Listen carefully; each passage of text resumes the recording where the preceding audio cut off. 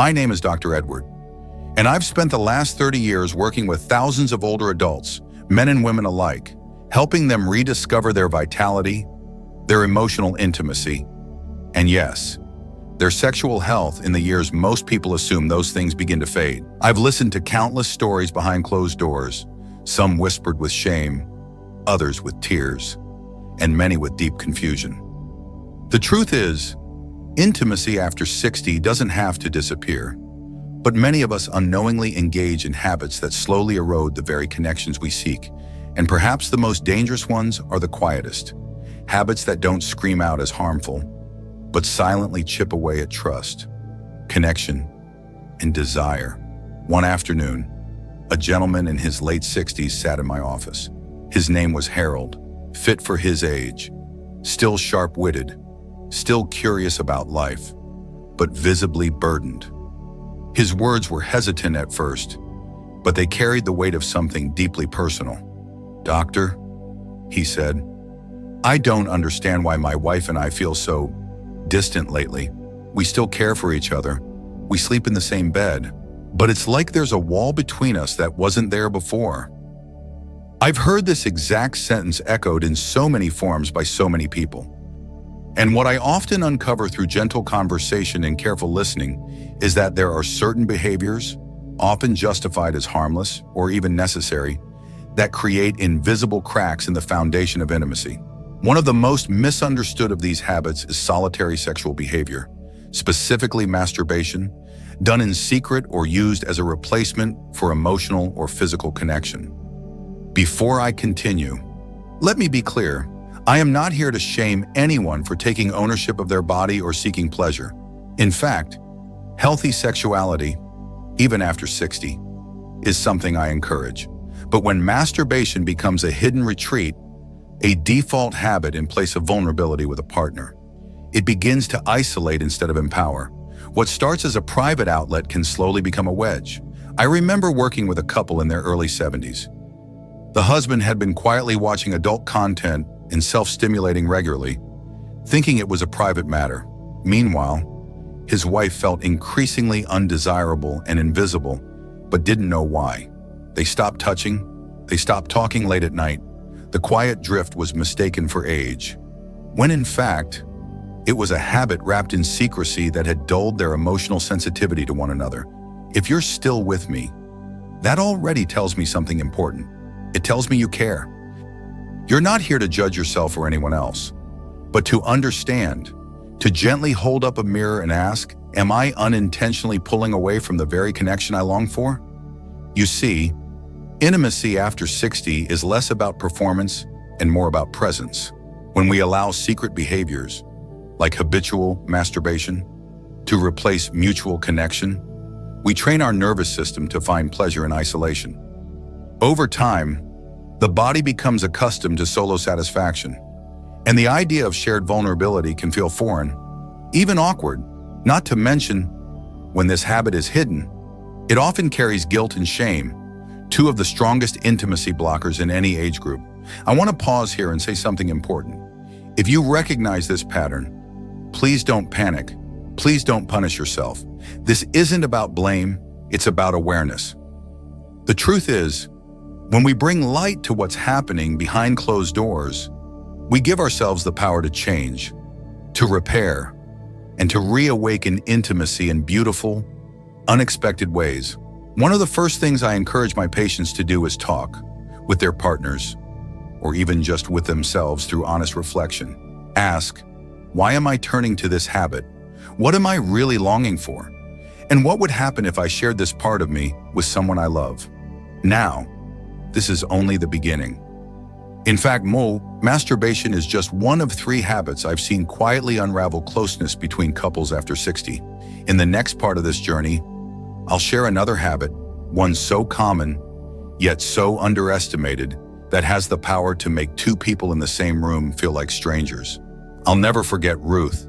She was 68, soft-spoken, with eyes that seemed to carry both wisdom and weariness. When she sat across from me, she said something that still echoes in my heart to this day. "I'm not angry at him. Dr. Edward, I just feel like I live with a polite stranger now. Her husband, Walter, had retired 2 years earlier. They had more time together than ever before. And yet, the distance between them had never felt greater. He did all the right things on paper, paid the bills, made coffee in the mornings, even helped fold the laundry. But the intimacy, the spark, the laughter, the sense of being seen, it had faded into silence. This brings me to the second habit, emotional disengagement disguised as peacefulness. It's a trap that's easy to fall into. Especially after 60, we tell ourselves that the loud days are over, that it's normal to settle into stillness, but there's a difference between peaceful companionship and emotional absence. When we stop sharing our thoughts, our fears, our silly dreams, or even the annoyance we felt during the morning news, we start to fade from each other's emotional landscape. I see this all the time. Couples who sit at the same dinner table but no longer talk about anything that truly matters. They manage logistics, but not life. And over time, this avoidance of emotional vulnerability quietly destroys intimacy. What makes it worse is that it feels so harmless. We're just quiet people now, they tell me. We've run out of things to say. But silence isn't always serenity. Sometimes, it's the residue of years of unspoken disappointments, swallowed feelings, and growing assumptions. We assume our partner won't care. We assume they're tired of listening. We assume nothing will change. And so, we stop trying. And that, right there, is the habit. Not just the silence itself, but the decision, made day after day, to stop trying. The moment we stop inviting our partner into our inner world, we start living in parallel lives. Even while sleeping side by side, you might ask, "But Dr. Edward, what if they don't respond? What if I open up and get nothing back?" And I hear you. Vulnerability, especially after years of quiet, can feel terrifying. But here's what I've learned. Intimacy doesn't require both people to start at the same time. It just requires one brave heart to go first. I've seen the ripple effect hundreds of times. One person begins to speak again, to share not just facts but feelings, and something stirs, a laugh returns, a soft touch reappears, and slowly, a door that seemed sealed shut begins to open. If you're watching this video and nodding quietly to yourself, I want to gently challenge you.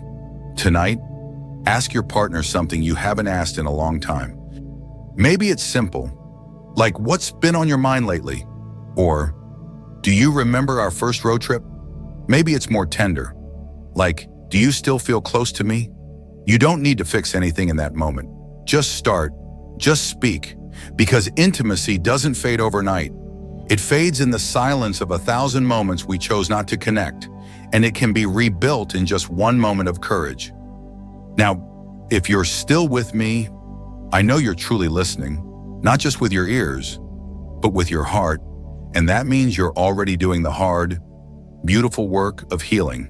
In the next part of this conversation, I'll share the third habit, the one I consider the most deceptive of them all. It wears the mask of love, but underneath, it slowly drains the joy from closeness. And chances are, if you're like many of the couples I've worked with, it's a habit you've never thought twice about. Until now, there's a certain kind of habit that looks, on the surface, like love. It sounds like care. It even feels like protection. But in reality, it is one of the quietest destroyers of intimacy I've ever witnessed. I call it over-accommodation, and it shows up in ways most people would never suspect. Let me explain. A couple came to see me last year, Patricia and Leonard, both in their 70s. They'd been married for nearly 50 years, had 3 grown children, and had survived the storms that life tends to throw at long relationships. They weren't in crisis, exactly, but something had shifted. "We're fine," Patricia said softly, her hands folded in her lap. "We don't argue. We've just grown apart." When I asked Leonard what that meant to him, he simply shrugged. "I don't want to bother her anymore," he said. "I try not to bring up things that might upset her." And there it was, the third habit, hiding your needs in the name of harmony. Now, on the surface, that might sound noble. Why cause tension? Why rock the boat at this stage in life? But here's the problem. When we hide our own desires, emotional, physical, even spiritual, we slowly erase the possibility of being truly known. Intimacy isn't just about touch or sex. It's about being willing to let another person see the parts of you that still hunger, still ache, still wonder. And when we over-accommodate, when we constantly silence our own needs to avoid discomfort, we send a quiet message to our partner. I don't trust you to hold my truth. That message, even if unspoken, creates distance. I've seen this most commonly among seniors who have experienced trauma, disappointment, or prolonged periods of tension in their relationships. They learn to keep the peace by suppressing themselves, but the cost of peace, in that case, is profound disconnection. One woman told me she hadn't told her husband she missed his affection in over a decade. It just felt selfish. She said, "He's tired. I didn't want to push him." But beneath that silence, she grieved, not because of what he failed to do, but because she no longer felt safe expressing her longings. And here's the quiet tragedy of this habit. Both people often suffer in silence, each believing they're sparing the other from discomfort, when in fact, both are yearning for closeness but afraid to disturb the stillness. Intimacy, in its truest form, cannot survive in an environment of polite avoidance. It needs truth. It needs permission to want. So what can be done? How do you undo a habit of over-accommodation that's been built over years, maybe even decades? You begin gently, with honesty. You say things like, "I've been quiet about this, but I'd like to talk." You admit, "I miss being touched," or "I miss being asked how I feel," or "I've avoided telling you how much this matters to me, but I want to stop hiding." You bring yourself back into the relationship, not just as a caretaker or a companion, but as a full, feeling human being. If you've made it to this part of the video, I want to pause and acknowledge something. You're not here to blame yourself or your partner. You're here because you believe intimacy is still possible, and that belief alone makes everything else possible. You're willing to look at yourself honestly. That's not weakness. That's the kind of strength that heals families, reopens hearts, and softens even the hardest years. We've now talked about the 3 quiet habits that destroy intimacy after 60: secretive solo behavior, emotional disengagement, and over-accommodation. Each of them wears a different mask: privacy, peace, protection, but underneath, they all pull us away from the one thing we need most in our later years: connection that is real, honest, and mutual. But don't worry, this isn't where the story ends. In the next part, I'll guide you through how to begin restoring intimacy, not with grand gestures, but with small, daily moments that quietly bring closeness back to life. When people ask me if it's really possible to bring intimacy back after it has quietly faded, I tell them a story about 2 hands. One hand belongs to a woman named Elise, the other to her husband, George. They came to see me after 44 years of marriage. They weren't angry. They weren't fighting. They simply felt empty, like 2 trees growing side by side, but no longer sharing the same soil. When I asked what had changed, Elise said, "It's like we just forgot how to reach for each other." And then she looked at George's hand, resting on his knee. "I can't remember the last time I touched his hand without needing a reason."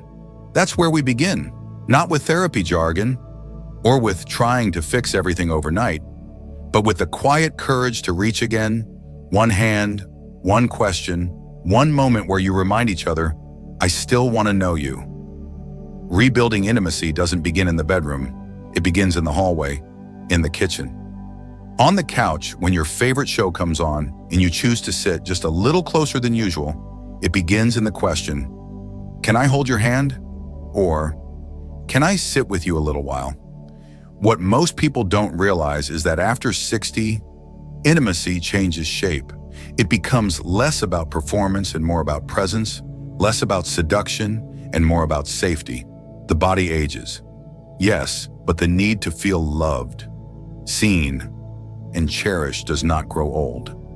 In fact, I'd argue it becomes even more tender, even more sacred, because when someone has seen you through surgeries, grief, forgetfulness, and bad knees, and still wants to feel close, that is a love that deserves tending. So how do we tend to it?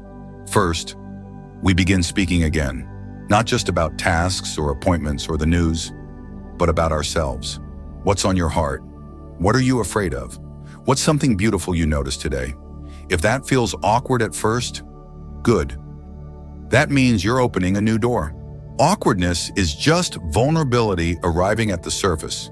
And just like muscles that have been asleep, our emotional muscles need time and kindness to wake up again. Second, we bring touch back into the ordinary, not as a lead up to anything, not as a means to an end, but as its own language. A shoulder rub while making tea, a hand on the back as you pass by, a gentle touch on the cheek when saying goodnight. These gestures, small as they may seem, are the bricks that rebuild trust. When your partner begins to feel your presence without expectation, they begin to soften. And when that softening begins, desire often follows. Not the desire of youth, but something deeper. The desire to be held in body and in spirit. If you're still watching, still listening, still here, then let me say this directly to you. It's not too late. No matter how many silent dinners, how many years of sleep without touch, how many habits that once protected you but now keep you apart, none of that means you can't begin again.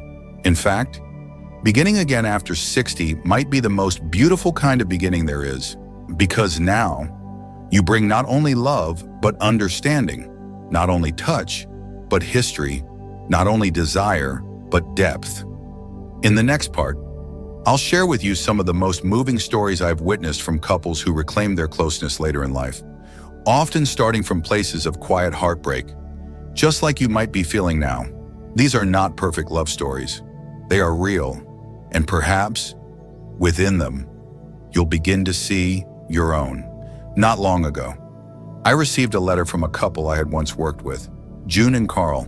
They had been married for 52 years when they first came to see me. At that point, their marriage felt like an old quilt, warm in memory, but full of frayed edges and quiet tears. Carl had begun spending hours alone in his workshop, and June had taken to watching TV in the bedroom with the door closed. "We just don't talk anymore," she had whispered. "It's like we're protecting each other from disappointment." And indeed, they were both afraid that speaking honestly would break the fragile peace they'd managed to maintain. But what they learned, slowly and bravely, was that peace built on silence is not the same as peace built on truth. One evening, following one of our conversations, June came home and simply asked Carl, "What have you been missing about us?" And Carl, after years of keeping it to himself, looked up and said, "I miss hearing you laugh in the kitchen." That night, they didn't fix everything, but something softened. She made tea. He sat with her, and they stayed in the room together until midnight, not speaking much, just being near. 2 months later, Carl began leaving notes by the coffee pot again, simple ones, "Thinking of you, still love your smile." I still have one of those notes framed on my desk, a reminder that small acts carry the power to heal even the deepest distance. Then there's Marcus and Lillian. They were both widowed before they met each other at a community potluck in their late 60s. Neither of them expected to fall in love again. They'd made peace with solitude, but something about the way they listened to one another made time feel young again. Still, when they moved in together, Marcus began to retreat, physically and emotionally. "I haven't shared a bed with anyone in over a decade," he told me, embarrassed. "I thought I was ready, but I panic sometimes. I feel ashamed." We talked about it in sessions. Lillian, to her credit, never judged him, but she also didn't push him. Instead, she did something remarkable. Every night before bed, she would ask, "Would you like me to hold your hand for a minute?" That was it. No expectation, no pressure, and slowly, Marcus stopped pulling away. It felt like safety, he said, smiling shyly. And eventually, I wanted to hold her, too. I share these stories not because they're fairy tales, but because they're ordinary and true. Real intimacy after 60 doesn't always look like passion or long conversations into the night. Sometimes it's a forehead kiss before you turn out the light. Sometimes it's sitting on the porch and sharing silence that no longer feels empty. Sometimes it's letting go of the fear that your desire, your sadness, or your craving for connection makes you a burden. In fact, one of the most powerful moments of reconnection I've ever witnessed came from a woman named Nora, who had been celibate for 14 years, not by choice, but because she believed her husband no longer wanted her. One day, she told him, gently, without blame, "I miss being touched. I miss you." He wept. He had assumed she'd lost interest. Neither of them had spoken for over a decade about their physical life together, each assuming the other had closed that chapter. But in one afternoon, they rewrote the ending. It didn't become perfect. They didn't reclaim what they had at 30, but they found something better, a connection built on truth, on choice, on the miracle that vulnerability, even late in life, can bring us closer than we imagined. If you're still listening, I want you to hear this as clearly as possible. You are not too old to be loved deeply. You are not too far from intimacy to find your way back. Whether it's through a question, a note, a look across the dinner table, or simply the courage to stay in the room a little longer than usual, it can begin again. In the final part of this message, I'll share the small daily rituals I've recommended to hundreds of seniors. Tiny, intentional acts that slowly rebuild emotional and physical closeness. These aren't grand gestures. They're humble steps, but taken together, they lead to something truly sacred. When people leave my office, I never send them home with a list of tasks or a checklist to perform. Instead, I give them rituals, simple, meaningful actions they can return to every day. These are not solutions in the traditional sense. They are invitations, doorways, and when done consistently, they soften what's been hardened, open what's been closed, and begin to restore what we thought was lost. One of my favorite rituals is the 10-second pause. It's deceptively simple. Each morning or evening before breakfast, or right before bed, you stand or sit with your partner and take just 10 seconds to truly see them. Not rush past them, not think about what needs doing. Just be there, eye to eye, palm to palm, breath to breath. 10 seconds. That's all. In that stillness, something extraordinary happens. You remember this person is still here with me, and more importantly, I am still here. 2. Another ritual I recommend is called the question at the table. Once a day during coffee, over lunch, while washing dishes, ask one meaningful question. It doesn't have to be profound. It just has to be real. What was something small that made you smile today? What have you been thinking about lately that you haven't told anyone? Or even, do you feel close to me lately? These small doorways open into intimacy, slowly and without force. You're not interrogating, you're inviting. And then there's the ritual of the goodnight gesture. I believe that the way we end our days deeply shapes how we feel about love, safety, and connection. So choose something small and repeatable. A kiss on the shoulder, a hand squeeze, a whispered blessing.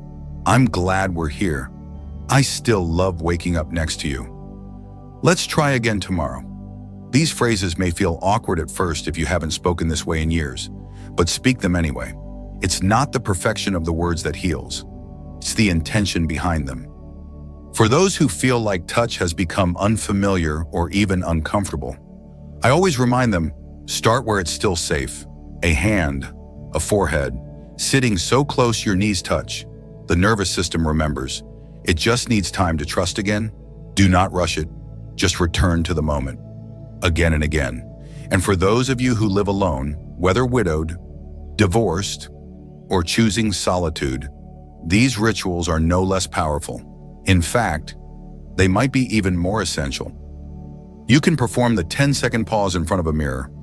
Placing your hand over your own heart, you can ask yourself questions at the table and answer them in a journal or a whisper. You can say a blessing to the night air before you close your eyes. You are worthy of intimacy with yourself, just as much as with another. As we close this journey together, I want you to remember this. Intimacy after 60 is not a fantasy. It is not a memory of what once was. It is a living, breathing, sacred possibility, waiting in the quiet corners of your everyday life. It is hidden in the hand you haven't held in a while, in the sentence you've been too afraid to speak, in the way your partner still glances at you when they think you're not looking. It's never about being young again. It's about being open again. I've spent 30 years watching people bloom at 65, soften at 72, fall in love again at 84. The habits that once hurt you, yes, even masturbation done in secrecy, emotional disengagement, or quiet self-erasure can be replaced, not with shame, but with presence, with truth, with the gentle bravery to try again, one moment at a time. So tonight, whether you lie beside someone or rest alone, I invite you to do just one thing. Touch your own heart, breathe in slowly, and say, I am still capable of love, and I am ready to feel it again. And if this message moved you, even just a little, I ask only this. Share it with someone who might need to hear it, a friend, a sibling, a partner, because sometimes the most healing thing we can do is remind someone else that they're not broken, not too late, and never too far from love. Thank you for listening. I'm Dr. Edward, and I'm honored to have walked this path with you.